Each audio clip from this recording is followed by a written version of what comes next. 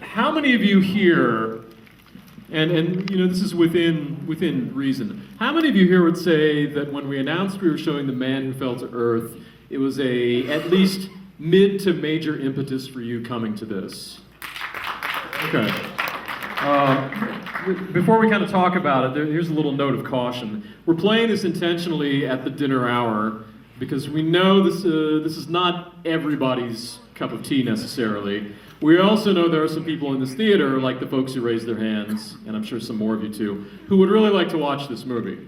So if this is not your cup of tea, it's a nice time to go out and get dinner, or go do something else, or harass Tom Servo, or Zardoz maybe. He might be in the lobby during this signing autographs or giving free hugs. So yeah, please, I mean, for the people who would really like to see this, especially considering the timing of why we're showing this, if you don't really like it, you know, head somewhere else for a little while. It is not necessarily the most linear or logical of a film, but if you enjoy it, I'm sure you'll get a kick out of this. Of course, we were talking about showing The Man Who Fell to Earth for years, and we could just never quite find the right year to show it. And it was an odd thing where over the weekend when David Bowie released his ultimately final album, and at his birthday, we were kind of mulling around, you know, a core 6 or 7 films we would finally announce because we had to get something out to you guys. And Man Who Fell to Earth kind of landed on that. And we were about to try to talk about, you know, the prospects of showing it when Monday morning of that week we found out that David Bowie had passed away. So that kind of cemented things and made it fairly easy. But, you know, David Bowie is someone obviously who a lot of you have found a lot of meaning through, and, you know, someone who has meant a lot to a lot of you and a lot to us. It's kind of rare to see an artist who kind of defies classification. And especially in this day and age when, you know, the internet and the mass media today, it makes it so easy to kind of get into your own little niche somewhere. Even as you have so much access to so many different niches, it's so much easier to kind of, you know, hole yourself into a little corner and stick with that.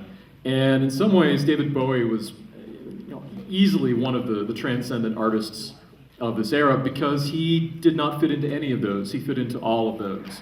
I often joke with friends about the trailer for Alejandro Jodorowsky's El Topo, which some of you might have seen. And it's giving all these qualifiers for El Topo and saying, you know, El Topo is mysterious, El Topo is bloody. It is not a religious film. It contains all religions, which I think is a great line. But I was joking about that with a friend last night, and it made me think of David Bowie because throughout his career, I mean, you can't just pin one thing on him. You can't pin rock star, you can't pin pop star, you can't pin actor, artist, avant-garde, experimentalist, you know, all of those things. And, you know, it's interesting that he did very little hard sci-fi in terms of films. Of course, he's in one of my favorite films, a little movie called The Hunger, which many of you laugh at me for, I know. Someday. But, you know, for as kind of cutting edge and out there that this film, The Man Who Fell to Earth, is, it really symbolizes a lot about what he was about, which is taking on just about any kind of opportunity and exploring so many different parts of the artistic world. And I know for us, you know, one of the foundations of our love of science fiction is in that speculative nature of the genre, and how science fiction, you know, I think at its best, science fiction is all about reaching out beyond what you're comfortable with and reaching out beyond what you know and thinking, well, what's really out there? And let's go explore that and see what that is. And I think when we program these lineups, we always try to throw a couple of those things in just to kind of, you know, push at the boundaries a little bit of what all of us might be comfortable with a film or a genre or an actor or anything like that. So it seemed very appropriate to play this as a tribute to a person who, like I said, fit into so many things and defied classification in so many of those things.